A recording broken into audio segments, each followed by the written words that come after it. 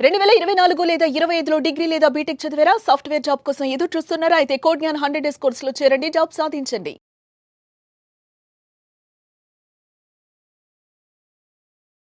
నమస్కారం అండి. డాక్టర్ శ్రీ ఆచార్య అనంతకృష్ణ స్వామి గారు. నమస్కారం. దసరా దేవి నవరాత్రులు అనగానే చాలా మందికి అమ్మవారి రూపం కనిపిస్తూ ఉంటుంది. ప్రతి ఇల్లు కూడా ధూపదీప నైవేద్యాలతో కలకలలాడుతూ ఉంటుంది. మీ సబ్జెక్ట్ వేరు, కానీ ఆధ్యాత్మికంగా చూసుకుంటే చాలా డెప్త్గా లోతుగా మీకు తెలుసని నేను చాలాసార్లు విన్నాను. మీరు మాట్లాడుతున్న కూడా అప్పుడప్పుడు నేను వింటూ ఉంటాను. సో ఈ దేవి నవరాత్రులకు సంబంధించి కూడా ఏదన్నా మీ సైడ్ నుంచి నేను చెప్తారని ఆశిస్తూ ఉన్నాను. ఏం చేస్తే మంచిది అంటారు? ఆ కాస్మిక్ ఎనర్జీ ఏ విధంగా మనకి హెల్ప్ అవుతూ ఉంటుంది? ఇప్పుడు అమ్మవారిని మనం అనంత శక్తి అంటామమ్మ. అనంతమైన శక్తి అంటే అనంతం, మీకు అంతం లేదు ఇక. ఓకేనా? అమ్మవారి గురించి చెప్పుకోవాలంటే చాలా ఉంది. ఎందుకంటే మన తల్లి గురించి మనం ఎంత చెప్పినా తక్కువే. నేను ఒక అమ్మవారి ఉపసకుడిగా నేను కూడా ప్రతి సంవత్సరం అమ్మవారి సంబంధించిన కార్యక్రమాలు నిర్వహిస్తాను. మా పీఠ సంప్రదాయం ప్రకారం నేను గతంలో కూడా వీడియోలో చెప్పాను. ఒకటి, మనకి నవరాత్రుల్లో అమ్మవారి హోమం చేస్తాం. నేను ప్రత్యంగర ఉపాసకుని కాబట్టి ప్రత్యంగర హోమం చేస్తాను. ఓకే. అలాగే శివరాత్రికి మనం పాశుపత రుద్రాభిషేకం చేస్తాం. అలాగే మనం మళ్ళీ గురు పౌర్ణమికి గురు పౌర్ణమి ఉత్సవాలు చేస్తాం. ఇవి మూడు మా పీఠ సంప్రదాయం ప్రకారం ప్రతి సంవత్సరం చేస్తాం, జరుగుతూ ఉంటాయి. దీనికి మన సబ్జెక్టుకు సంబంధం లేదు ఫస్ట్ ఆఫ్ ఆల్. ఎందుకంటే చాలామంది మళ్ళీ కన్ఫ్యూజ్ అవుతారు. ఆ గురుగారు ఏంటి, మళ్ళీ ఇదేంటి అదేంటి అని. అవన్నీ కన్ఫ్యూజ్ అవుద్ది. మా పీఠ సంప్రదాయం ప్రకారం మేము చేసుకుంటున్నాం. ఎవరైనా రావాలనుకుంటే రావచ్చు, లేకపోతే లేదు. నేను ఎవరిని రమ్మని కూడా చెప్పను. రావాలనుకునే వాళ్ళు రావచ్చు, బ్రహ్మాండంగా రావచ్చు, దాని ఏం లేదు. బ్రహ్మాండంగా రావచ్చు. మీరు రావాలనుకుంటే నెంబర్లు ఉంటే నెంబర్లో కాల్ చేసి రావచ్చు. డెఫినెట్గా సార్. ఈ మూడు కార్యక్రమాలు మేము చేస్తామమ్మా. కాబట్టి అమ్మవారు అంటే నాకు చాలా ఇష్టం. ఎందుకంటే ఇక్కడ ఏం చెప్తారంటే, ఒక సాధనలో ఒక సాధకుడు ఒక స్థాయికి వెళ్ళిన తర్వాత ఏమవుతుందంటే అహంకారం అనేది వస్తుంది. ఒక సాధనలో ఒక సాధకుడు ఒక స్థాయికి వెళ్ళిన తర్వాత అహంకారం వస్తుంది. అది నా పట్ల కూడా జరిగింది. ఎందుకు వస్తుంది అంటే, ఆ సాధనలో ఏమవుతుందంటే బాడీలో వేడి అనేది పెరిగిపోతుంది. అంటే దాని యొక్క ఎనర్జీ యొక్క శక్తి బాడీలో వేడి అనేది పెరిగిపోతుంది. వేడి పెరిగిపోయి మనిషి లోపల అహంకారం అనేది ప్రబలుతుంది. అంటే నా అంతటి వాడు లేడు, నేను ఇంత గొప్ప సాధన చేశాను, నేనేమైనా చేయగలను, నేనేమైనా సృష్టించగలను, నేను ఏదైనా డిస్ట్రాయ్ చేయగలను. ఇట్లాంటి అవి ఎంత బాగున్నా సరే ఆ లోపల కలుగుతుంటాయి. అవన్నీ కలుగుతుంటాయి ఎప్పుడు ఒక స్థాయికి వచ్చిన తర్వాత. ఆ ప్రైమరీ స్టేజ్లో నేర్చుకున్న స్టేజ్లో కాదు. అంత సాధించిన తర్వాత ఇతడు ఒక గొప్ప సాధకుడై ఇతరులకి స్థాయికి వచ్చిన తర్వాత చాలామందికి, నాకనే కాదు చాలామందికి అలా వస్తుంది ఆ భావన కలదు. ఆ భావనలు ఏమవుతారంటే ఏదో అలజడి చేసేసి ఇరుక్కుపోయి వాళ్ళు డిస్టర్బ్ అవుతారు. అర్థమైందా? కాబట్టి ఎమ్మటే ఏం చేయాలంటే, నువ్వు ఆ సాధనలో ఎంతో సాధించావు, అదంతా కూడా ఒక గ్రేట్ ఎనర్జీ. ఎప్పుడు ఎమ్మటే ఏం చేయాలంటే మనం అమ్మవారి సాధనలోకి వెళ్ళిపోవాలి.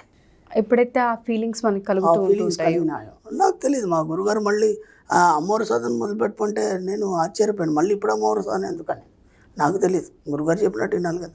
అమ్మవారి సాధన మొదలుపెట్టమన్నాడు. అప్పుడు అర్థం కాలేదు నాకు అప్పుడు అర్థమైంది కదా. అమ్మవారి సాధన మొదలుపెట్టిన తర్వాత కొన్ని రోజుల తర్వాత సాధనలో సిద్ధి అయిపోయిన తర్వాత అప్పుడు నా లోపల ఉన్న అహంకారం తగ్గి ప్రేమతత్వం మొదలైంది.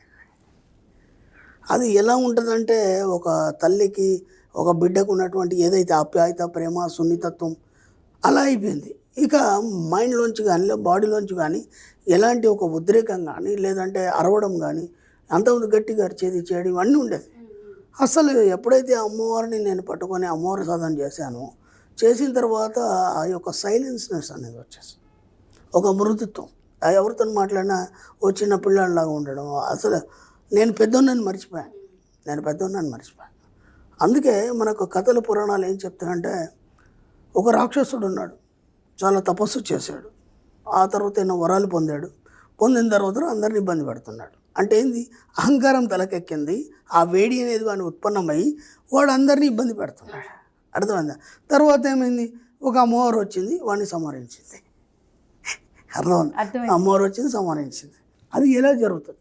ఒక రక్తబీజుడు అనే ఒక రాక్షసుడు ఉన్నాడు. విచిత్రం ఏంటంటే, వాడు ఎక్కడెక్కడైతే వాడు రక్తం పడుతుందో అక్కడ ఇంకొకడు పుట్టుకొస్తాడు. ఇప్పుడు వాడికి ఏంటి, నాకు ఈ శక్తి ఉంది, ఇది ఉంది కాబట్టి దీన్ని ఎవరు కూడా ఆపలేరు, ఎవరేం చేయలేరు. ఓకేనా? అప్పుడు దుర్గ వరం పొందింది అమ్మవారి దగ్గరికి వెళ్ళి అమ్మమ్మ ఇది పరిస్థితి, వాడిని ఎలా చంపాలి, వాడు రక్తం బొట్టు కింద పడితే మళ్ళీ ఇంకో ఇంకోటి మనిషి పుడుతున్నాడు. అనగానే అప్పుడే ఉంది కదా ధ్యానంలో అమ్మవారు కనిపించింది. తర్వాత అడిగిన తర్వాత నువ్వు రేపు మార్నింగ్ వెళ్ళి నేను వస్తాను యుద్ధానికి, ఓకేనా? యుద్ధానికి వెళ్ళిపోయినా మళ్ళీ వాడు వచ్చిన తర్వాత టక్కటక్కడగా యుద్ధం చేస్తాను. బ్రహ్మాండంగా వాడు రక్త చుక్కలు పడుతున్నాయి, కానీ ఇంకొకటి ఉత్పన్నం అవ్వట్లేదు. అర్థమైంది? ఇంకొకటి ఉత్పన్నం అవ్వట్లేదు అంటే అహంకారం మళ్ళీ బయటికి రాకుండా అనగబడుతుంది అక్కడ. వాడు ఆశ్చర్యపోయాడు, ఒక్క నిమిషం ఆగమ్మా నువ్వు, అసలు ఏంటి నాకేమైంది, నా రక్తం చుక్క పడితే ఇంకోటి పట్టుకు రావాలి కదా, ఎందుకు రావట్లేదు అని చెప్పేసి ఇలా చూశాడు. ఎంత దూరం చూసినా అంత రక్తం పడుతుంది, అది అలాగే ఉంది. అప్పుడు ఏంటా అని చెప్పేసి ఆలోచిస్తుంటే అప్పుడు వాడు మళ్ళీ తల్లిని స్మరించాడు. ఏమ్మా ఇలా నాకు వరం ఇచ్చింది నువ్వే, అలాంటిది మళ్ళీ ఇప్పుడు ఎందుకు పని చేయట్లేదు అని. అప్పుడు ఒక్కసారి వెనక్కి చూడరా అని ఇలా వెనక్కి చూశాడు. వెనక్కి చూస్తే అంత దూరంలో అంత పెద్ద అమ్మవారి తల ఉంది, లోపల నుంచి నాలుక బయటకు మొత్తం వచ్చి పరచబడింది. ఆ యుద్ధ రంగం అంతా ఏదైతుందో గ్రౌండ్, ఆ గ్రౌండ్ అంతా నాలుక పరచబడింది. కాబట్టి వీడు ఎక్కడ తిరిగినా అది ఎక్కడ పడుతుంది, అమ్మవారి నాలుక మీద పడుతుంది. అప్పుడు ఎమ్మటే వాడు ఇదేంటమ్మా అని ఎమ్మటే వాడిని మడత పెట్టేసి మింగేసింది. ఆ రాక్షసుని మడత పెట్టి మింగేసింది. ఇప్పుడు ఏం జరిగింది అక్కడ మీరు ఒక్కసారి ఆలోచించి, వాడిని ఏం చేసింది అమ్మవారు తన పొట్టలో పెట్టుకుంది. తల్లి కదా, చంపదు. ఎందుకంటే వాడు హడావుడి చేస్తున్నాడు, అందరిని ఇబ్బంది పెడుతున్నాడు కాబట్టి వాడు టైం అయిపోయింది. కాబట్టి తీసుకొని ఒళ్ళో పెట్టుకుంది, తన పొట్టలో పెట్టుకుంది.